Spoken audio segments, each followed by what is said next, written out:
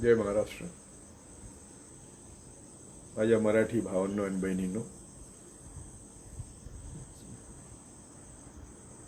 कुणाच्याही विरुद्ध अक्कसाने जाती धर्माच्या नावाने मी बोलणार नाही. सरळ आपण आज अर्थशास्त्रावर बोलू. काल मोदींनी राष्ट्राला संबोधून जे भाषण केलं त्यात त्यांनी सांगितलं की आम्ही 9 कोटी शेतकऱ्यांना 18,000 कोटी दिले. तर हे 2019च्या अगोदरपासून सुरू केलेले बजेटमध्ये आहे. हे काल स्पेशल राष्ट्राला सांगण्यासारखं काय नव्हतं. होतं ते फक्त 31 कोटी महिलांना त्यांनी 20 कोटी रुपये दिले किंवा 20 कोटी महिलांना 31 कोटी रुपये दिले अशी एक फिगर आहे. ते कोविडच्या किंवा करोनाच्या संकटाच्या समयी दिले असं आपण म्हणू. तिसरं ते म्हणाले की आम्ही मे जून मध्ये ज्यांना कार्ड नाही त्यांना सगळ्यांना आम्ही धान्य वाटलं, म्हणजे 80 कोटी त्यांचा जो हिशोब आहे. आणि आता त्यासाठी आम्ही 60,000 कोटी खर्च केले. आणि आता आम्ही उद्यापासून आणखी 5 महिने 90,000 कोटीचं धान्य आम्ही फुकट वाटणार आहोत. चांगली गोष्ट आहे, सर्वांना बरं वाटलं असेल. मी नेहमी सांगत असतो की हिटलरने पार्लमेंटमध्ये एक कोंबडा आणला आणि त्या कोंबड्याचं एक एक पंख तिथं सभासदांच्या देखत काढत राहिला. तो कोंबडा ओरडत होता. त्याचे सगळे पंख काढले आणि त्याला जमिनीवर टाकला आणि त्याला 4-4 दाणे टाकत राहिला. तो हिटलरच्या मागे कोंबडा चालत राहिला. त्याला दुसरा मार्गच नव्हता. तेव्हा आपण जर आमचे सगळे विद्वान आहेत, टिळक, सावरकर, गोलवलकर वाचले, तर त्यांचं म्हणणं की यांच्यावर जर राज्य करायचं असेल, बुटभरांना जर यांच्यावर राज्य करायचं असेल तर मेंदू सोडवला पाहिजे इथपर्यंत ठीक आहे, पण आर्थिक कमरतोड केली पाहिजे. ती आर्थिक कमरतोड 2014 पासून सुरू झाली. 2014 साली यांनी नोटबंदी केली. निंदाळे हातखंडे चालवत काय केलं, आमच्या सगळ्या कंपन्या बंद झाल्यात, सार्वजनिक उद्योग तोट्यात आहेत, प्रायव्हेट कंपन्या ठराविक अंबानी अदानी सोडल्या तोट्यात आहेत, ऑटोमोबाईल सेक्टर बंद झालेलं आहे. म्हणजे लोकांचे रोजगार गेले. कंपन्या बंद आहेत म्हणून रोजगार गेले. रोजगार बंद आहेत म्हणून बाजारात जो कंपन्यांचा माल आहे तो घ्यायला लोकांच्या खिशात पैसे नाहीत. म्हणून नवीन माल कंपन्या तयार करत नाहीत. त्यामुळं लॉकडाऊनचं गणित समजून घेतलं पाहिजे की ज्या कंपन्यांचा माल बाजारात पडलेला आहे आणि ज्यांना गिरायक नाही, कारण लोकांकडे पैसे नाही. किन्स नावाचे अर्थशास्त्रज्ञ आहे, 20व्या शतकातला फार प्रसिद्ध अर्थशास्त्रज्ञ. तो असं म्हणतो की सरकारने पैसे नाही ही सबब सांगूच नाही. नोटा छापाव्यात, कर्ज काढावं, पण लोकांच्या खिशात पैसे दिले पाहिजे. तेच काँग्रेस म्हणते. पण मी काँग्रेसचं म्हणलं की लगेच तुम्ही म्हणाल मी काँग्रेसचा आहे. लोकांच्या खिशात पैसे गेले तर ते बाजारात जातात, माल खरेदी करतात. बाजारातला पडलेला माल जो ज्याला गिराईक नाही त्याला उठाव होतो, मग कंपन्या सुरू होतात. कंपन्यांना माल तयार करावा लागतो, पुन्हा आम्हाला रोजगार मिळतो, माल तयार होतो, बाजारात येतो आणि आमचं अर्थशास्त्राचं चक्र सुरू होतं. हे चक्र सुरू होण्याचं साठी काहीच करत नाही. आणि मग आता काय झालंय की खोटं बोलण्याचा मार्ग नाही. 60 कोटी हे म्हणतात आम्ही धान्य दिलं मे आणि जून मध्ये. आता हे धान्य कुठून येणार, तर सरकारचे FCIचे गोडाऊन आहेत. बरं, आपल्याकडे कायदाच आहे, अन्न सुरक्षा कायदा आहे. त्यामुळे आम्हाला जवळजवळ 100 कोटी लोकांना 2 वेळचं जेवण देण्याची जबाबदारी सरकारची. त्यामुळं हे 60 कोटी खर्च केले हे किती खोटे आहे ते बघा. आता FCIच्या गोडाऊनमधून धान्य येतं. तर ते धान्य मेमध्ये, हे समजा एक 100 किलो धान्य काढायला पाहिजे, तर मेमध्ये ते फक्त 13 किलो काढलेले आहे. हे स्वतः त्यांची वेबसाईट सांगते, पासवान सांगतो. जूनमध्ये तेच धान्य फक्त 10 किलो काढलेले आहे. मग 60,000 कोटी धान्य वाटलं कोणाला? जर ते गोडाऊनमधून बाहेर आलेलं नाही तर वाटायचा प्रश्न येतो. आणि त्यात सुद्धा फक्त 2-3च राज्य असे आहेत, आंध्र, केरळ, उत्तर प्रदेश, बिहार, त्यांनी आपली वाटप 90% केलेलं आहे. बाकीचे राज्य अवरेज 30% पुढे गेलेले नाहीत. महाराष्ट्रात सुद्धा परिस्थिती 58% जवळपास असेल, वाटलेलं नाही. मग हे धान्य आलंच नाही तर वाटणार कुठून? एक. दुसरी गोष्ट, 60,000 कोटी कुठे गेले?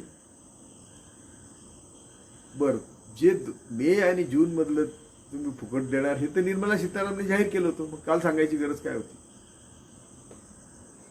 त्यासाठी टीव्हीवर यायची, रेडिओवर यायची गरज काय होती? ठीक आहे. आता पुढचं त्यांनी सांगितलं की आम्ही आणखी 5 महिने ते छठपूजा का?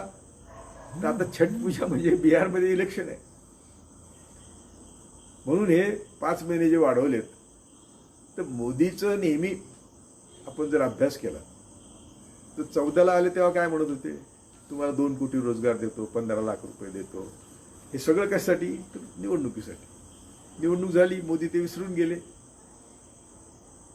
परंतु त्यांनी लोकशाहीच्या ज्या संस्था आहेत, न्यायसंस्था असेल, मीडिया असेल, सरकारी नोकर असतील, या सगळ्यांवर असा कब्जा ठेवलाय, कोणी आवाजच करत नाही. वास्तविक न्यायसंस्थांनी यांना प्रश्न विचारला पाहिजेत, ते पण विचारत नाहीत. विरोधकांनी प्रश्न विचारला पाहिजे, ते पण विचारत नाहीत. काय झालं की गेल्या 70 वर्षात यानं त्या वेळी सगळे विरोधक छोट्या मोठ्या सत्तेवर होते. त्यामुळे कुठे ना कुठे प्रत्येकाची फायली आहे. त्या फायलीमुळं ते बाहेर येत नाही आणि ते बाहेर येऊन बोलत नाहीत. त्यांना त्यांच्या मागे ईडी लागते, इन्कम टॅक्स लागतो, त्यांच्यावर रेड होते. आता बोलतो सध्या फक्त राहुल गांधी. तर राहुल गांधीला एकटा कसं पाडता येईल म्हणून सगळे विरोधी पक्ष मोदीला सपोर्ट करतात. समजा चायनाचा प्रश्न आहे, तुम्ही जर सगळा इतिहास बघितला तर UPAच्या काळात चायनाची बॉर्डर सुरक्षित आहे का नाही हे बघण्यासाठी BJPचे, त्याला म्हणतो आपण डेलिगेशन जायचं, बॉर्डर सुरक्षित आहे ना बघायला डेलिगेशन जायचं. जेव्हा जेव्हा चायनाने त्यांच्या काळामध्ये अतिक्रमण केलं तेव्हा चायनाला यांनी खदेडलं, बाहेर काढलेलं आहे. नेहमी ते 1962ची गोष्ट सांगतात. 1962ची परिस्थिती आजच्या परिस्थितीमध्ये मिलिटरीमध्ये आपला फरक नाही का? आज आपण वेल इक्विप्ड आहोत. परंतु मोदीच्या काळात जो फक्त $1 बिलियन चायनाचा आपला व्यवहार होता, तो आता $85 बिलियन 85 अब्ज डॉलरचा झालेला आहे. आणि त्यात आमची निर्यात एक 15-16 अब्ज डॉलरची आहे, आयात 50-60 अब्ज डॉलरची आहे. तेव्हा चायनाशी एवढा आमचा व्यापार वाढला आहे की चायनाशिवाय आमचा एक श्वास जात नाही. उठल्यापासून सकाळी रात्री झोपेपर्यंत जर सगळ्या गोष्टी बघितल्या तर प्रत्येकामध्ये चायना घुसलेली आहे. कोणाची चूक आहे? ही कशी घुसली चायना? जशी ती बॉर्डरवर घुसली, जसं चायनाने बॉर्डरवर अतिक्रमण केलंय, तसं तुमच्या जीवनाच्या प्रत्येक अंगात अतिक्रमण केलंय. आणि तुम्ही आता घोषणा करता की चायनावर बहिष्कार टाकायला पाहिजे. आम्ही एका पायावर टाकतोय, आम्ही तो टाकला. परंतु लोक टाकतील कसा? ज्यांनी चायनाचा माल विकत घेतलाय. एक तर गरिबीत कोणी मोबाईल घेतो, कोणी काय घेतो, तर तो काय मोबाईल त्याने फेकून द्यायचा. म्हणजे याचा अर्थ असा होतोय की तुमच्या घोषणा पोकळ आहेत. चायनावर बहिष्कार, होळी कोणाची करायची? जे पैसे देऊन घेतले त्याची होळी करायची का? आपण जास्तीत काय करू शकतो तर नवीन आयात होऊ नये तर त्यांच्या कंपन्यांनी आता इथे 18 लाख कोटी, म्हणजे आकडे काही चुकीचे असतील, गुंतवलेले. चायनाच्या कंपन्यांनी, चीनच्या कंपन्यांनी 18 लाख कोटी गुंतवलेले आहेत. म्हणजे चायना बॉर्डरचा इश्यू प्रश्न म्हणजे मोदींचा कदाचित न बोलण्यात शहाणपणा असेल की चायना घुसली आमच्यात, तर म्हणत नाही, पण ते कुणीच घुसलं नाही म्हणलं. चायना तिकडे म्हणते आमचं बरोबर आहे, गलवान व्हॅली आमचीच आहे, पँकॉंग लेक आमचाच आहे, डोकलाम आमचाच आहे, मणिपूर आमचाच आहे, अगदी भूतान त्यांचाच आहे. ते बोलतात आणि आपण सगळे गप्प बसलेलो. तर मूळ मुद्दा काय, तर जगाशी खोटं बोलायचं, आमच्याशी खोटं बोलायचं. आता जे 80,000 90,000 कोटीचं यांनी पॅकेज जाहीर केलंय, त्याची कुठे तरतूद आहे का बजेटमध्ये? पैशाची तरतूद आहे का? समजा असं धरलं आपण की हे खरं करतील, देतील सगळ्यांना.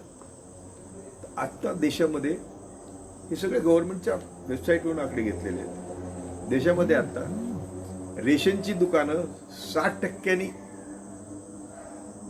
रेशनची दुकानं बंद आहेत. म्हणजे रेशन कुठल्या माध्यमातून वाटणार आहेत? सगळी दुकानं सुरू झाली पाहिजे. दुकानाला टाळे, गोडाऊनमधून धान्य बाहेर पडत नाही आणि तुम्ही निघालेत 90,000 कोटीचं धान्य वाटायला आणि पुढचे 5 महिने. म्हणून त्या ममताने बरोबर उत्तर दिलं की आम्ही तर पुढच्या जूनपर्यंत धान्य फुकट देण्याचं अगोदर जाहीर केलंय राज्यात, तर तुम्ही काय देणार आम्हाला? कारण त्यांना माहिती होतं की इलेक्शनसाठी असे काहीतरी ती बिहार रेजिमेंट, जसं आता बघा ना, त्या नेमकं तिथे मरायला बिहारचे लोक, जे आमचे जवान बिहारचे जाऊन मरतात, त्याच्यात म्हणजे जर सगळा इतिहास घेतला, गोधरा घेतला, अक्षरधाम घेतला, अहमदाबादच्या दंगली घेतल्या, पुलवामा घेतला, पठाणकोट घेतला, उरी घेतला, अनेक आतंकवाद्यांचे व्हिडिओ आहेत आमच्याकडं, मी दाखवलेले फेसबुकवर टाकतो, की त्यांना जबरदस्तीने आतंकवादी केलं जातं. अफजल गुरु विद्यार्थी होता मेडिकलचा, थोडा मी विषयात तर होईल, परंतु तो आतंकवादी होता पण विद्यार्थी होता. तो सरेंडर झाला यांना, त्याच्यानंतर त्याला यांनी जगूच दिलं नाही. सरेंडर झाल्यावर त्याच्याबरोबर अतिरेकी पाठवायचे काश्मीरमधून. उदाहरणार्थ पार्लमेंटवर हल्ल्याचे अतिरेकी अफजल गुरुकडे पाठवले पोलिसांनी. म्हणजे काय, कोणी केला हल्ला? आतंकवाद्यांनी केला का ह्या मनीवाद्यांनी केला? हे सगळं का करतात? तर तुम्हाला देशाला अशांत ठेवायचं. आणि ही जी आत्ता 2014 पासूनची चाल आहे, याच्यात आम्हाला त्यांनी आर्थिकदृष्ट्या संपवलं. मी मगा सांगितलं तसंच आहे, पुन्हा पुन्हा रिपीट करतो. कंपन्या बंद आहेत, नोकऱ्या नाहीत, कंपन्याचा माल बाजारात आहे, गिरायक नाही म्हणून कंपन्या सुरू नाहीत, कंपन्या सुरू नाहीत म्हणून नोकरी नाही. आणि म्हणून केन्सचा मी उल्लेख केला. केन्स असं म्हणतो की तुमच्याकडे पैसे नाहीत ही सबब तुम्ही सांगूच शकत नाही. पण हे का सांगतात? तर तुम्ही पैसे निर्माण केले, तुम्ही जर तुमच्या देशाला सुखी केलं, तर परदेशी कंपन्या ज्याला म्हणतो आपण मल्टीनॅशनल कंपनीज, MNCs, त्यांना तुमचं भारत विकत पाहिजे. आणि तुम्ही तशी तरतूद केली आता की त्यांनी तुमच्या जमिनी इथे येऊन घ्याव्यात, त्यांनी तुमचे शेअर तर घेत होते आतापर्यंत, पण तुमच्या सगळ्या पब्लिक अंडरटेकिंग विकत घ्याव्यात. केवढी मोल भावात तुम्ही आता, म्हणजे आमची लढाई चालली करोनाशी. निर्मला सीतारामन काय देणार हे सांगते 20 लाख कोटीचं, ते पण सगळं खोटं. ते तरी खरं करून दाखवा. 20 लाख कोटी दिलेत करोनाच्या मदतीसाठी, ते तरी खरं करून दाखवा. ते पण नाही. आणि मग या मल्टीनॅशनल कंपन्याचा हे रेटिंग बिटिंग म्हणतात ना, यांचं मुडीने हे रेटिंग केलं, अमक्याने दिली, सगळे खोटं आहे. त्याचं काय घेणं नाही रेटिंगचं. ते कोण आमचे रेटिंग करणार? आम्हाला माहिती आहे ना, आमच्या देशामध्ये तुम्ही म्हणले आता 10 GDP आहे, तर कोण विश्वास ठेवेल? प्रत्येकजण बुकपाशी आहे ना, तर तुमच्या आकड्याला काय किंमत नाही. तर केन्सचं म्हणणं की तुम्ही नोटा छापा किंवा तुम्ही कर्ज घ्या, पण तुम्ही लोकांना बिगर पैशाचं ठेवून तुमची इकॉनॉमी चालणार नाही. लोकांच्या खेळात पैसे गेले तर ते बाजारात जाणार, ते बाजारात गेले तर कंपन्यांनी तयार केलेला माल तयार विकणार, तो विकला तर कंपन्या सुरू होणार, कंपन्या सुरू झाल्या तर नोकरी मिळणार. हे साधं गणित आहे. सगळं ठप्प झालेलं आहे. आणि मग तुम्ही 2014 पासून उद्योगपतींना कमीत कमी 30 लाख कोटी ते 50 लाख कोटीची खेळापत वाटलेली आहे. प्रत्यक्ष अप्रत्यक्ष कर्जमाफी, लोन माफी, फुकट आमचे खाणी देणं, कोळशाचे खाण देणं, सगळं फुकट देणं उद्योगपतीनं, किनारे समुद्र किनारे देणं, सर्व जे आमची देशाची संपत्ती आहे ती तुम्ही कवडीबोल भावाने, मी नेहमी सांगतो, उदाहरण देतो तुम्हाला, की तुम्ही तुमच्या नदीची वाळू विकता, तहसीलदार विकतो, ती एक 50 रुपयाची पावती भरली की 1 ट्रक वाळू घेतात, ते 100 ट्रक वाळू नेतात तरी कोण बघायला? म्हणजे जी वाळू बाजारात लाख रुपये ट्रकने आहे, लाख रुपये 2 लाख रुपये ट्रकने, ती तुम्हाला 50 रुपयाला सरकार देतं ना. अशाच सगळ्या खाणींचं आहे. सार्वजनिक उद्योग, मी अनेक वेळा सांगितलं की सार्वजनिक उद्योगाची जमीन कोणाची? सरकारची. प्रायव्हेट उद्योगाची जमीन कोणाची? सरकारची. सार्वजनिक उद्योगातली मशिनरी कोणाची? तर आमच्या बँकांच्या पैशाची. प्रायव्हेट याच्यातली मशिनरी कोणाची? तर आमच्या बँकेतलीच पैशांची. सार्वजनिक उद्योगात काम कोण करतो? आम्हीच करतो. प्रायव्हेट उद्योगात काम करतो? आम्हीच करतो. त्यांचा तयार झालेला माल कोण घेतो? आम्हीच घेतो. पण प्रायव्हेट उद्योगामध्ये, खाजगी उद्योगामध्ये सगळा नफा भांडवलदार घेतात. आणि तो किती असतो? आता फक्त जिओचा 10% भाग विकला फेसबुकला, 10%. त्याची किंमत आली 44,000 कोटी रुपये. म्हणजे ते मल्टीनॅशनल प्रत्येक देशामध्ये घुसायचं म्हणतात. चायना घुसलेली आहे, त्याने आपल्या बँका, त्यांची बँकेला आम्ही, अहो लॉकडाऊन कधी झाला? 24 मार्चला. PM केअर कधी स्थापन झालं? 28 मार्चला. आणि PM केअरमध्ये चीनच्या कंपन्यांचे किती पैसे? खोटं बोलायला काही सीमा असते, शरम असते. खोटं बोलण्याची किंवा लोकांना फसवण्याची एक काही मर्यादा असते. तर सगळ्या सोडलेल्या आहेत. त्यामुळे कालचं भाषण कसं 100% खोटं होतं, हा माझा पहिला मुद्दा आहे. तुम्हाला सगळ्यांना भिकारी कसं केलं, हा माझा दुसरा मुद्दा आहे. तुमच्या देशाच्या खाणी, सार्वजनिक उद्योग कसे विकले जात आहेत, हा माझा तिसरा मुद्दा आहे. या तिन्ही मुद्द्यावर तुम्ही जर विचार केला तर तुम्हाला भविष्यच नाही. आरक्षण होतं ते सार्वजनिक उद्योगात होतं, सरकारी नोकऱ्यामध्ये होतं. सरकारी नोकऱ्यात त्यांनी आता तुम्हाला भरलेलं नाही, म्हणजे जागा भरतच नाही. तिथं आता सगळे संघाचे कार्यकर्ते बसवलेत कॉन्ट्रॅक्ट बेसिसवर, त्याला काहीच लागत नाही. अहो कशाला? IAS बंद केले त्यांनी. आता सगळ्या कंपन्यांचे एक्झिक्युटिव्ह IAS ऑफिसर म्हणून मंत्रालयात काम करायला लागलेत. म्हणजे काय होईल? ते कोणाचा इंटरेस्ट बघणार? कंपन्यांचा बघणार का तुमचा बघणार? हे सगळं मोदीच्या काळातलं आहे. म्हणजे काँग्रेसच्या चुका, आता काँग्रेस तर इतिहासात गेली का नाही, त्यामुळे काँग्रेसच्या चुका काढून आपल्याला काय मिळणार? आता तुम्ही काय म्हणणार? तुम्ही काँग्रेस विरुद्ध का नाही बोलत? बोलू ना, बोलायचं तेव्हा बोललो. काँग्रेसने मला जेलमध्ये टाकलंय, काँग्रेसने मला पोलीस कस्टडीत ठेवलंय. यांच्या पोलीस कस्टडीत आणि जेलमध्ये जायला मी घाबरतो, कारण हे घेऊन मारूनच टाकतात. हे ओपनली मोदीची भाषणं बघा तुम्ही. मी सोराबंद गुंडाला मारलं, माझी काही चूक झाली का? मी इस्रत जहाग अतिरेकीला मारलं, माझी काही चूक झाली का? असं सभेत विचारतात. त्यामुळे ते उद्या म्हणतील की कोळशे पाटला मारलं, माझी काही चूक आहे का? मारलं, बरोबर, ते करत होते गुंडगिरी. तुम्ही काय म्हणणार? तर ते इस्रत जहा असेल, सोराबुद्दीन असेल, हा पोलीस सांगतात, ATS प्रमुख सांगतो, ते गुन्हेगारच नव्हते, त्यांच्यावर गुन्हेच नव्हते. ते आमच्या कस्टडीत घेतले, रस्त्यावर नेले, मारून टाकले. एन्काउंटर नाहीच आहे. ते कोण सांगते? पोलीस प्रमुख सांगतात. ठीक आहे, मी नाही सांगत. किंवा न्यायमूर्ती सावंतांचा, कृष्णा अय्यरचा रिपोर्ट आहे की यांच्यावर मास मर्डरचा गुन्हा दाखल केला पाहिजे आणि यांना संविधानिक कुठले पद दिलं नाही पाहिजे. ते आता तुमचे PM आणि HM आहेत आणि तेच आम्हाला सांगतात की ते ठरवणारे आतंकवादी कोण आहेत. जे स्वतः आतंकवादी आहेत. मी तुम्हाला सांगतो की संघाची एक यंत्रणा आहे, ते त्यांचा जो माणूस आहे तो फक्त डीप आणि डाम. संघाच्या माणसाला स्वतंत्र बुद्धीच नसते. म्हणून तुम्ही सांगा, संघाला 120-125 वर्ष झाली ना, आता त्यांचा जागतिक लेवलचा मोठा माणूस मला सांगा, किंवा देश लेवलचा सांगा, त्यांच्या पुढं, आमच्या पुढं उभा करायला त्यांचा एकही आदर्श पुरुष नाही. म्हणून ते काय करतात? ज्यांनी त्यांना विरोध केला, भगत सिंग स्वतः म्हणायचं की ब्रिटिश तो हम यूं भगा देंगे, पण आर्यभट्टों का क्या करेंगे. विवेकानंद म्हणायचे की या देशाचा विकास दलितांना 100% आरक्षण देऊन केला पाहिजे आणि दलितांना शिकवलं पाहिजे. आणि त्यासाठी आम्हाला जर 1 टीचर असेल तर त्यांना 10 टीचर दिले पाहिजेत. आणि शिवाय ते असं म्हणतात की पुरोहित वर्ग सडून मेल्याशिवाय देशाचा विकास नाही. त्यांना हे दत्तक घेतात. सरदार पटेलांनी यांच्यावर बंदी आणली, त्यांना हे दत्तक घेतात. आणि यांच्याकडे माणसंच नाहीत तुम्हाला दाखवायला. त्यामुळं यांनी काय केलंय की खोटा इतिहास.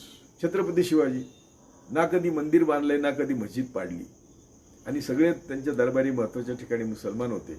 उलट मोरोपंत पिंगळेचा मेवणा औरंगजेबाचा हेरप्रमुख होता, आणि मोरोपंत पिंगळे इथे अष्टप्रधान मंडळात होता. किंवा जो जो कोणी परदेशात आला त्यांच्या दरबारी कोण होतं? ब्रिटिश आले तर दरबारी आर्यभटच होती. मोगल आले तरी. आणि 17व्या शतकातला मोगलांचा इतिहास म्हणून देशाला सोन्याची चिडिया म्हणून म्हणत होते भारताला आपल्या. कारण आपल्या देशाचा एक्सपोर्ट त्यावेळी 35-36% होता. आज 1% पण नाही. जे हिंदू राष्ट्राची भाषा करतात, जे देशाच्या विकासाची भाषा करतात, त्यांच्या काळात भारताचा निर्यात 1% नाही, आणि मोगलांच्या काळात भारताची निर्यात 35% होती. आणि ज्या म्हणून जगातल्या चांगल्या वस्तू होत्या, म्हणजे अमेरिकेचाच अर्थशास्त्रज्ञ म्हणतो की त्या सगळ्या भारतात तयार होत होत्या. म्हणजे भारत कुठं होता त्यावेळी? 16व्या-17व्या शतकात छत्रपती शिवाजीने सुरू केलेल्या नेव्हीनंतर कलकत्ता बंदरात जेवढी जहाजं होती, किंवा सगळ्या देशात आपल्या जेवढी जहाजं होती, ती जहाजं युरोप आणि अमेरिका दोन्हींची मिळून केली तर नव्हती. ते कुठं होते, आपण कुठं होतो, आणि आपण कुठे गेलो? त्यामुळं आज आम्हाला यांनी गुलाम केलेलं आहे. आर्थिकदृष्ट्या आम्ही संपलेलो आहोत. आम्हाला 2 वेळचं जेवण म्हणजे आता विकास वाटायला लागला. आणि तोच त्यांचं मी टाकलेलं आहे फेसबुकवर नेहमी, की गोळवलकर गुरुजी म्हणतात की यांना जगणे एवढाच अधिकार असला पाहिजे. ते म्हणतात याच्यात राज्य सरकार नकोच आहे, एकच केंद्र सरकार पाहिजे, आणि ती एकाने चालवलं पाहिजे. ही त्यांची आयडिओलॉजी आहे, आणि तीच आता झाली खरी ना. मोदी एकटाच सगळं चालवतो आणि तुमची कमरतोड केलेली आहे. तुम्हाला आता सगळ्यांना हे 80 कोटी लोकांना हे धान्य मिळतं म्हटल्यावर कालपासून लोक खुश आहेत की 5 महिने तर खेटले आता. म्हणजे तुम्ही काय केलं आता? त्या कोंबड्यासारखं केलं का नाही? पार्लमेंटमध्ये हिटलर नेलेला कोंबडा, आणि तुम्ही सगळे कोंबडेच झाले ना आता, पंख उपटलेले. त्यांनी दाणे टाकायचे, तुम्ही खायचे. उलट आम्ही असं म्हणत असतो की मग कालच आमच्या मुख्यमंत्र्याला पण म्हणलं, ते म्हणजे आम्ही 20 लाख लोकांना जेवण दिलं का 20 कोटी लोकांना जेवण दिलं, शिव थाळी. म्हणलं बाबा रे, आम्हाला थाळी कशी मिळवायची त्यासाठी रोजगार दे, आम्हाला थाळी देऊन पंगू करू नकोस. आज आमचं तेच म्हणणं आहे. एक तुम्ही आता कबूल केलेलं धान्य मागे दिलेलं नाही, तुम्ही कबूल केलेलं आम्हाला काहीच देत नाही, आणि राष्ट्राला येऊन संबोधित करता तुम्ही की आम्ही हे देणार आहे. आणि जे अगोदर डिक्लेअर केलंय तर तुमचं पीडीएसचं बजेट, अन्न सुरक्षेचं बजेट आहेच ना. नवीन काय केलं? मनरेगा. तुम्हीच सांगता की आम्ही 1 लाख कोटी रुपये त्याच्यावर खर्च करणार आहे. तुम्ही आतापर्यंत 18,000 कोटी खर्च केले. इतक्या कोटी लोकांना रोजगार देणार आहे तुम्ही. लाखात रोजगार दिलेला आहे, आणि तो पण ते मुखिया जे आहेत ते आणि तुमचे सरकार भ्रष्टाचारात बरबटलेलं आहे. तेव्हा अशा परिस्थितीमध्ये मी बहुजन समाजाला, म्हणजे मनुवादी आणि मनीवादी लोकांना सोडून सगळ्यांना विनंती करतोय, माझा स्वार्थ काय? हे बोलत असताना माझे काय मोदीची, माझे काय बांधाला बांध आहे की माझ्या ब्राह्मणांनी काय माझा घास खाल्लेला आहे ब्राह्मणवाद्यांनी. परंतु बहुजनांची जी आता कमरतोड झालेली आहे, जी तुम्हाला आता मृत्यूच्या शय्येवर आहात तुम्ही, आणि मग तुम्हाला त्या कोंबड्यासारखे दाणे टाकले की तुम्ही म्हणाल मोदी चांगला आहे. मोदीचा 2014ची मतं होते 17 कोटी, आणि आता 2019ची मतं होती 22-25 कोटी, आणि आता तर तुम्हाला 80 कोटी लोकांना धान्य दिल्यावर ते होणार 50 कोटी. तुम्ही जर मोदी घालवला नाही तर तुमचे हाल कुत्रे खाणार नाही 2024 नंतर, एवढं लक्षात ठेवा. जय भारत. संपलं नाही. तू म्हणतो झालं नाही, अर्थात नाही झालं बोलत. एनिवे, तर आय एम सॉरी. आमचा मित्र म्हणतो की अजून बोला. तर मी अनेक विषय घेतले होते, त्यातले मी तुम्हाला एवढंच सांगितलं की आम्ही या गुलाम कसे झालो, आणि गुलाम कसे झालो याचं सांगण्यासाठी मी हे सगळं मांडलं. एकदा तुमची आर्थिकदृष्ट्या कमरतोड झाली, सामाजिकता आहेच कमरतोड. बघा ना आता तुम्ही की तुम्हाला हे म्हणतात की सोशल डिस्टन्स ठेवा. सोशल डिस्टन्स कसलं आले? ते फिजिकल डिस्टन्स आहे, पण यांच्या तोंडात बसले ना ते. फिजिकल नाही, सोशल डिस्टन्स. सोशल डिस्टन्सिंग नाही आहे, हे फिजिकल डिस्टन्सिंग आहे. कारण त्याला त्या रोगाला हात लावला तर. बरं, कोविडसाठी यांनी काय केलं? म्हणजे तुम्ही विचार करा की जावडेकर स्वतः म्हणतात, काय म्हणतात की कॅबिनेटमध्ये मोदी नोव्हेंबर डिसेंबर पासून बोलत आहेत, समजा डिसेंबर जानेवारी पासून बोलत आहेत. म्हणजे डिसेंबर मध्ये करोना नावाचं संकट भारतावर येणार आहे हे मोदीला माहिती आहे. ते आपल्या कॅबिनेटमध्ये चर्चा करतात. मग डिसेंबर, जानेवारी, फेब्रुवारी, मार्च ते कशाला गप्प बसतात? त्यांनी का नाही सगळे एअरपोर्ट बंद केले? आला तर करोना विमानाने, आणला श्रीमंताने, मरतात गरीब. तो हा जो करोना आला हा चायनामधून आला. मी किती वेळा सांगितलं की चायनामध्ये नोव्हेंबर 19 मध्ये करोना आला, म्हणून त्याचं नाव कोविड-19 आहे. आणि तो आला, तो चायनाशी आमचा एवढा संबंधित, तुम्हाला सांगितलं की चायनाशिवाय आमच्या घरातला आता चुलच पेटत नाही. इतके चायनाचे आमच्याकडे आयात आहे आणि इतके चायना आमच्याकडे सगळ्या क्षेत्रात घुसलेला आहे. तेव्हा चायनाचे संबंध काय आहेत? जसे आपण इथे दुकानात जाऊन सामान घेतो तसे आमचे हिंदू व्यापारी जाऊन दररोज चायनाकडून माल आणतात. आणि ते सगळे बहुतेक मोदीचे गुज्जू आहेत, गुजराती आहेत. त्यामुळे त्यांना चायनाशी व्यापारी संबंध बिघडायचे नाही. हे सगळं नाटक आहे. आता ते बिघडूच शकत नाही. चायनाला मोदी चीफ मिनिस्टर असताना 5 वेळा किंवा 4 वेळा आणि प्राईम मिनिस्टर असताना 5 वेळा गेलेत. आणि त्या प्रीमियरशी, त्यांच्या चायनाच्या प्रमुखाशी त्यांची 18 वेळा मिटिंग झाली. एक मिटिंग तशी मी टाकली फेसबुकवर की तो चायनाचा प्रेसिडेंट मोदीच्या पाया पडतो. कारण मोदीने चायनाला फेवरच एवढं केलं आल्यापासून. आणि चायनाचे सगळे लोक, चीनचे, सगळे आमचे भारताचे बीजेपीचे सगळे लोक, सगळे अध्यक्ष, राजनाथ, नंतर झालेले गडकरी, नंतर झालेले शहा, हे सगळे जाऊन आले चायनाला डेलिगेशन घेऊन. जसं मोदी सत्तेवर आल्यावर तो कोण वेदिक, वेद पाठक, वेदक, तो गेला आणि हाफिजला भेटला. म्हणजे काय आहे तुमची स्ट्रॅटेजी काय आहे? आतंकवादी तुम्हीच निर्माण करायचे, त्यांना तुम्हीच मारायचं, एन्काउंटर तुम्ही करायचा. दररोज देशाला सांगायचे इतके आतंकवादी मारले, आपले पण मारतात. हे याचे किती पुरावे येतात, याचे किती व्हिडिओ आहेत माझ्याकडे. ते मुसलमानांच्या पोरांचे व्हिडिओ तुम्ही बघा. त्यांना घरातून आणतात तर सांगतात की तू आतंकवादी आहे म्हणून सांग. फार त्यांच्या ढुंगणातून रक्त येईपर्यंत मारतात. आणि ते व्हिडिओ मी टाकलेले फेसबुकवर, जरा बघा तुम्ही. म्हणजे काय झालं? आतंकवादी तयारीनेच करायचे. मी सांगितलं होतं की उरीमध्ये आतंकवादी संरक्षणासाठी पोलीस स्टेशनमध्ये गेलेले आहेत. आतंकवादी जर पोलीस स्टेशनमध्ये गेले तर त्यांना अटक करायला काय अडचण होती? ते किती फायरिंग करू शकत होते? सगळ्या गोळ्या संपल्या होत्या. तरी त्यांना तुम्ही मारलं. तुम्ही त्यांना घेतलं असतं आतमध्ये, ट्रायल केली असती तर खरे आतंकवादी कळलं असतं ना. अक्षरधामचे मोदी काल म्हणतो की तुम्ही आम्हाला, मी ते सोराबुद्दी साहेब ते अक्षरधामचं पण बोलले. सुप्रीम कोर्टाने सांगितले की अक्षरधाम ही 100% खोटी केस आहे आणि कसा गुन्हा त्या तपास नसावा हे सांगितलं. हे सगळी तुमची मानसिकता कशी केलेली आहे की तुम्हाला खरं काय कळू द्यायचं नाही आणि मग तुमच्यावर आर्थिक गुलामगिरी टाकायची, सामाजिक गुलामगिरी टाकायची. त्यामुळे तुम्ही आज जे आलेला आहात ते आज एका टोकाला आलेला आहात की तुम्हाला परत जाण्याचा रस्ता नाही. तुम्हाला सगळ्या दृष्टीने तुमची कोंडी झालेली आहे.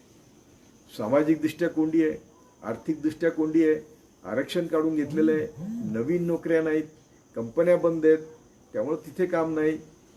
आणि मनरेगाच्या नावाने 1,00,000 कोटी किंवा 80 कोटी लोकांना, 100 कोटी लोकांना द्यायला पाहिजे धान्य. आणि ते काहीच अडचण नाही. तेच म्हणतात की आम्हाला 2.25 लाख कोटी खर्च आला. कसा सांगतो तुम्हाला? ते म्हणले आम्ही 60,000 कोटी खर्च केले, 3 महिने धान्य दिलं. आम्ही आता आणखी 90,000 कोटी खर्च करतो, 5 महिने धान्य देतो. म्हणजे 5 आणि 3 8 महिन्याचे धान्य किती पैसे झाले? 1.5 लाख कोटी. आणि आणखी 4 महिने म्हणजे किती लागतील? आणखी 75,000 कोटी. म्हणजे 2.25 लाख कोटीमध्ये तुम्ही सगळ्यांना जेवण देऊ शकता. तुम्ही तेल देत नाही, तुम्ही डाळ देत नाही, नुसतं गहू खाऊन माणूस राहू शकतो का? पण ठीक आहे, आता तुमची अवस्थाच त्यांनी अशी केलेली आहे. त्यामुळे तुम्ही जर थोडंसं तेल बिल दिलं तर जास्तच काय होईल? 3 लाख कोटी खर्च होतील. तुम्ही जर खिरापत म्हणून उद्योगपतींना वाटलेत, ते एवढे वाटलेत की त्याच्यात आम्ही समजा 30 लाख कोटी धरले, मी तर म्हणतो 50 लाख कोटी त्यांनी दिलेत, पण 30 लाख धरले तुम्ही, तर 3 लाख भागिले 30 लाख भागिले 3 10 वर्ष आम्हाला 2 वेळचं जेवण आणि तेलासहित मिठासहित सगळं देऊ शकलं असतं सरकार, आणि द्यायलाच पाहिजे. कारण तुम्ही आम्हाला अन्न सिक्युरिटी. बरं, तुम्ही नवीन आल्यापासून तुम्ही कायदे काय केले? तर तुम्ही शेतकऱ्यांचे सगळे मार्केटिंग कमिट्या ते संपून काय म्हटलं तुम्ही, आता शेतकरी मोकळा झाला कुठे माल विकायला. कसा विकणार आहे तो? त्याच्याकडे विकायला किती असतो? छोटासा माल असतो. तो कुठं बाजारात जाणार आहे? तुम्ही त्याला व्यापाऱ्याच्या ताब्यात दिलं. तुम्ही असं म्हणायला पाहिजे होतं की शेतीमाल जो आहे त्याचे हमी भाव जो आहे तो हमी भाव आम्ही त्याच्या खर्चाच्या दीडपट त्याच्या शेतातून घेऊ. तेच शेतकऱ्याला सोयीचं आहे. तुम्ही शेतकऱ्याला बाहेर जाऊन माल विक सांगायला सोयीचं नाही. तुम्ही त्याला अप्रत्यक्ष, लोकांना कळतच नाही ना तुम्ही काय बोलता ते. त्यामुळे तुम्ही आत्ता जे सांगताय आम्हाला, तर तुमची सगळी आयडिओलॉजी जी आहे संघाची, ती आयडिओलॉजीच अशी आहे की तुम्हाला फक्त जेवणाचा अधिकार, आणि तो जेवणाचा अधिकार पण कसा, त्या कोंबड्यासारखा. तर तसं त्यांनी तुम्हाला जेवणाच्या अधिकारासाठी आता 5 महिने धान्य फुकट नाही सांगितलेलं आहे. म्हणून गोळवलकर गुरुजी वाचा, ते म्हणतात की शूद्रांना आणि ईसाई वगैरे त्यांना फक्त जगायचा अधिकार असला पाहिजे, त्यांना बाकी कुठलाच अधिकार नको, मतात सुद्धा नको. आणि केंद्र सरकार फक्त असलं पाहिजे, राज्य सरकारांची गरज नाही. तुम्ही तेच केलं. आता तुम्ही कोविडमध्ये राज्याला अधिकार दिले नाही. PM केअर तुमचा, खरेदी तुमची. त्यामुळे तुम्ही लॉकडाऊन केल्यानंतर पर्सनल प्रोटेक्शन इक्विपमेंट आणले का? आणले ते खोटे निघाले. तुम्ही व्हेंटिलेटर्स आणले का? आणले ते खोटे निघाले. तुमच्याच गुजरातच्या कंपन्याचे व्हेंटिलेटर्स घेतले, ते व्हेंटिलेटर्स नव्हतेच, ते घेतले. म्हणजे तुम्ही सगळे अधिकार स्वतःकडे ठेवले, कारण कुणी पैसा खाता कामा नाही. न खाऊंगा न खाणे दूंगा, सगळं खोटारडे तुम्ही. तुम्ही सगळे अधिकार तुमच्याकडे ठेवून खोटा माल विकत घेतला. लॉकडाऊनमध्ये तुम्ही सर्वांना सांगायला पाहिजे होतं की तुम्ही फक्त थोडे दिवस घरात बसा. बरं, ती पण सुरुवात कशी केली तुम्ही? महाभारताची लढाई 18 दिवसात संपली. महाभारताची लढाई 18 दिवसात संपली. आपण कोविड 21 दिवसात संपू. काय बोलायला तुम्हाला शरम वाटली पाहिजे. हे शास्त्रज्ञ, डॉक्टर सगळे सांगत होते की कोविड, आणि तुम्ही स्वतः सांगत होते मंत्रिमंडळात की कोविड फार मोठं संकट आहे, आणि तुम्ही 21च संपवणार होते. तुम्ही काय केलं मग? पहिल्यांदा तर लॉकडाऊन पूर्वी थाळ्या वाजवल्या आणि सगळे पब्लिक तुम्ही वेडे केलं. ते मग त्यांना तेवढी संधी पाहिजे नाचायची, ते रस्त्यावर येऊन नाचले. म्हणजे काय तुम्ही लॉकडाऊन केलं का? किंवा लोकांना शारीरिक त्याला म्हणतो आपण फिजिकल डिस्टन्स ठेवलं का? ठेवलं नाही. नंतर तुम्ही सांगितलं की आता दिवे लावा. लोकांनी दिवेच लावले, रस्त्यावर येऊन दिवे लावले 15 एप्रिलला.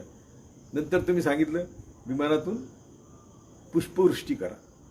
हे तुमचं जे म्हणणं आहे की आपत्ती की भी अवसर में बदलना चाहिए, तर तुम्ही आपत्ती म्हणून काय करता? ते आलेल्या आपत्तीचं तुम्ही त्याचा गैरफायदा घेऊन तुम्ही तुमच्या इव्हेंट मॅनेजमेंट करता. तिकडे चायना तुमच्या बॉर्डरमध्ये घुसते, इकडे तुम्ही सैनिकांना सांगताय काय करा, तुम्ही फुलं उधळा. तुम्हाला कोणी प्रश्न विचारत नाही. सगळ्या तुमच्या महत्वाच्या पदावर आज सगळ्या जे लोकशाही चालवण्यासाठी ज्या कळीच्या संस्था आहेत त्या सगळ्या पदावर प्रत्यक्ष अप्रत्यक्ष आर्यभटांचा ताबा आहे, आणि तो नेहमीच असतो. तो नेहमीच असतो. त्यामुळं सगळ्या आर्यभटांनी ठरवलं की आता मोदीला विचारायचंच नाही, काय मोदीला करायचं ते करू दे. तुम्हाला सांगतो, कुणाचंही राज्य असलं, अगदी काँग्रेसच्या राज्यामध्ये EVM मॅनेज झालं आणि काँग्रेसला मत दिलं असं दाखवा बरं तुम्ही. त्यावेळी सुद्धा तुम्ही EVM मॅनेज करत होते आणि तुम्हाला मतं जात होती, काँग्रेसला नाही गेली. कुणी एक दाखवा उदाहरण मला. दुसरं, त्यांचा जो सेक्युरिटी प्रमुख जसा आता दोवाले आज, तेव्हा काँग्रेसचा सेक्युरिटी प्रमुख MK नारायण होते. ते आता विवेकानंद सेंटरमध्ये जाऊन बसतात. म्हणजे ते कोण होते? ते तुमचे संघाचे माणूस होता. म्हणजे जेव्हा करकरींनी तुमच्या खऱ्या गंडस्थळाला हात लावला, तुमची महात्मा गांधीपेक्षा मोठी खुनाची कॉन्स्पिरसी बाहेर काढली, तेव्हा तुम्ही स्वतः नाही, संघ स्वतः नाही, आडवाणीला पाठवलं मनमोहन सिंगला भेटायला. की ते करकरेला आवरा म्हणून. मनमोहन सिंग म्हटले की मी करकरेला बोलून घेतो आणि काय खरं आहे ते बघू आपण. करकरेंनी जेव्हा सगळे पुरावे, तुमचे लॅपटॉप, तुमची संभाषणं मनमोहन सिंग समोर ठेवल्यावर मनमोहन सिंगने आडवाणीला फोन केला आणि सांगितलं की बा हे तर खरं आहे, सगळे संघाचे लोक बॉम्ब टाकतायत. तर मग म्हणे तुम्ही पाहिजे तर करकरेशी बोला म्हणून करकरेला भेटायला मनमोहन सिंगने अडवाणीकडे पाठवलं. तो सिक्युरिटी प्रमुख त्यांच्याबरोबर गेला आणि बरोबर करकरेचा काटा काढायचं ठरलं. कारण करकरेला तुम्ही जीवन ठेवून तुम्ही जे आज प्रज्ञा बेलवर आहे, पुरोहित बेलवर आहे, त्यांच्या कॉन्स्पिरसीज तुम्हाला टेप रेकॉर्डेड आहेत की आम्हाला ही संविधान कबूल नाही, आम्ही इस्रायलशी, आम्ही नेपाळशी संबंध साधलेला आहे, शस्त्रास्त्र द्यायचं त्यांनी कबूल केले, त्यांनी हिंदू राष्ट्र म्हणून आम्हाला मान्यता द्यावी असा आमचा प्रयत्न आहे, असे तुमचे मिटिंग आहेत. आणि मग हे सगळं करायचं कशासाठी तर आम्हाला अशांत ठेवायचं. अशांत ठेवून आम्हाला स्वतंत्र विचार करू द्यायचा नाही, आम्हाला मानसिक गुलाम बनवायचं, आर्थिक गुलाम बनवायचं, सामाजिक गुलाम बनवायचं. म्हणून मी म्हटलंय की आम्ही सगळी वाटचाल आमची गेल्या 6 वर्षातली वाटचाल आहे ती 100% गुलामीकडे झाली. आणि माझा विषयच येतो आज ती या सगळ्या सांगण्याचा उद्देश होता की आम्ही गुलाम कसे झालो आणि त्याच्या मागची आयडिओलॉजी काय. त्याच्या मागची आयडिओलॉजी संघाची आहे, टिळकांची आहे. टिळकच म्हणायचे की जर आमच्या धर्मात ब्रिटिशांनी ढवळढवळ केली नाही तर त्यांनी राज्य करावं, आम्हाला सत्तेत भागीदारी द्यावी आणि आमच्या धर्मात ढवळढवळ करू नये, ब्रिटिशांनी राहावं. सावरकर तेच म्हणायचे. म्हणजे स्वातंत्र्य चळवळीला मी नेहमी म्हणतो की स्वातंत्र्य चळवळीत भाग न घेणं वेगळं. मी घेतला नाही, मी नव्हतोच, 5-6 वर्षाचा असेल, वडिलांनी घेतला नाही, शेतमजूर होते. परंतु स्वातंत्र्य चळवळीला यांनी लेखी विरोध केला. सुभाषचंद्र बोसच्या सैन्याला पॅरलल सैन्य उभं करून ते ब्रिटिशांपुढे ठेवलं, ब्रिटिशांच्या बाजूने त्याला लढायला लावलं. तेव्हा अशा प्रत्येक वेळी या देशाला तुम्ही संकटात आणलं. स्वातंत्र्य चळवळीचं 1942 चलेगावचा ठराव झाला तेव्हा मुखर्जीने ब्रिटिशांना सांगितलं की आम्ही तुमच्याबरोबर ब्रिटिशांबरोबर आहोत, आम्ही हे स्वातंत्र्य चळवळीचं चलेगावचं आंदोलन मोडून काढतो. हे मुखर्जीने ब्रिटिशांना दिलेलं पत्र आहे.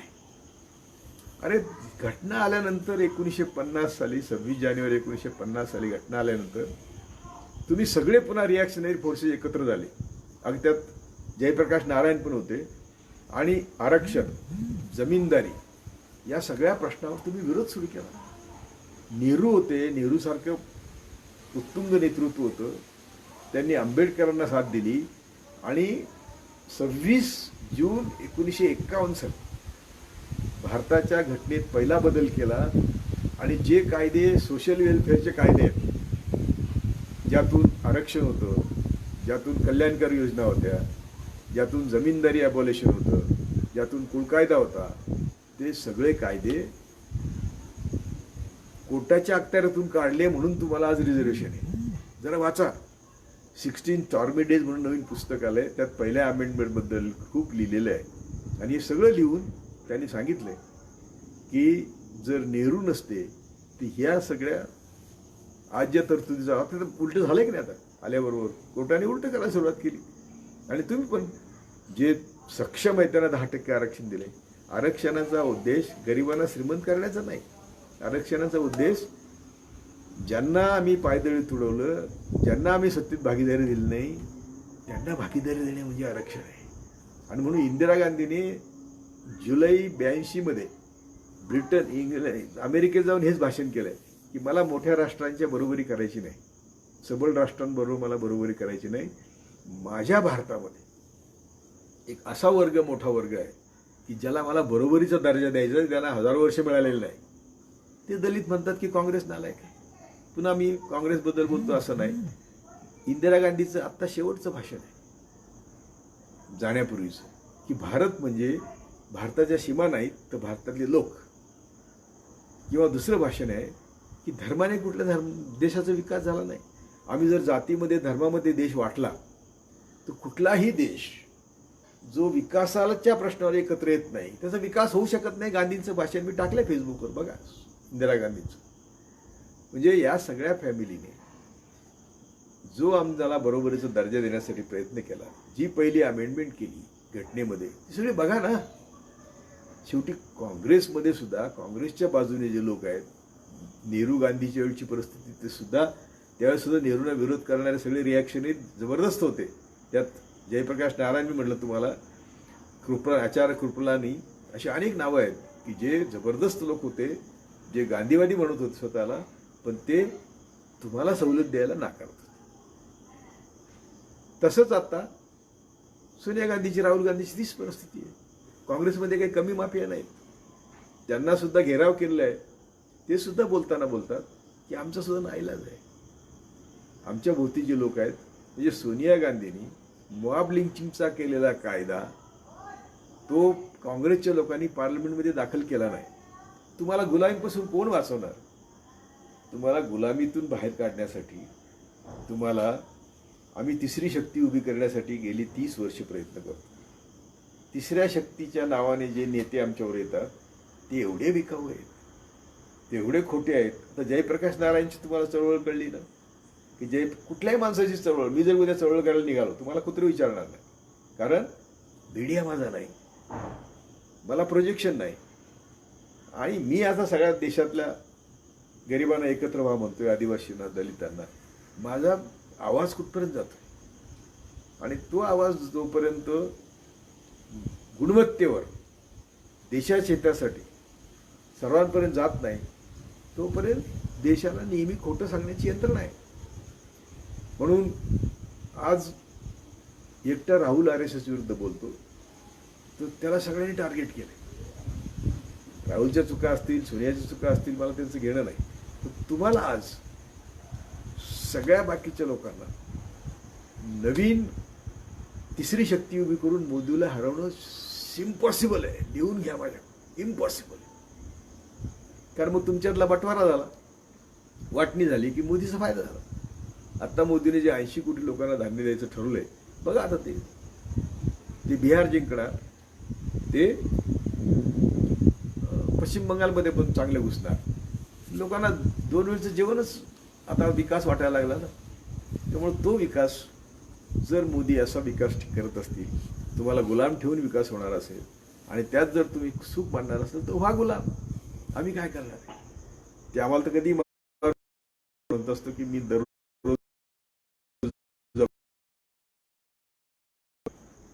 उद्या बघू, असे आम्ही जगत असतो, तरी आम्ही बोलत असतो. त्यामुळे आमचा हेतू काय, की मला पंतप्रधान आहे की जो संघाची पंगा घेतो तो या देशात कधीच मोठा होत नाही, आणि संघी कधीच मोठे झालेले नाहीत. ते मोठे होत नाहीत, आणि मोठ्या विचाराच्या माणसाला ते कधी मोठं करत नाही. त्यांनी जयप्रकाश नारायणला मोठं केलं, त्यांनी अण्णा हजारेला मोठं केलं, भ्रष्टाचार निर्मूलनाचं आंदोलन चालवलं. ज्या देशामध्ये मनीवाद आहे आणि मनुवाद आहे, त्या देशामध्ये कोणीही भ्रष्टाचार निर्मूलन करू शकत नाही. खोटं आहे. त्याला माहिती, 1 लाख कोटी छापून आणले असं पत्रकार परिषद घेऊन कपिल सिब्बल सांगतो. एक मीडिया छापत नाही, आणि स्टिंग ऑपरेशन करून त्या गोडाऊनमध्ये भरलेल्या नोटा दाखवतोय की एवढ्या नोटा आहेत तिथे. तो नोटाचा जो केअरटेकर आहे म्हणतो की एक कमल की कमाल आहे, आणि अमित शहाचा फोटो दाखवतो. त्यामुळे यांचे करप्शन एवढे मोठे आले की ते बघा ना, नोटबंदीनंतर त्यांचे कोऑपरेटिव्ह बँकेमध्ये 8 दिवसात काय 16,000 कोटी आले. तुम्ही कसे मोजत बसा, 16,000 कोटी येतात.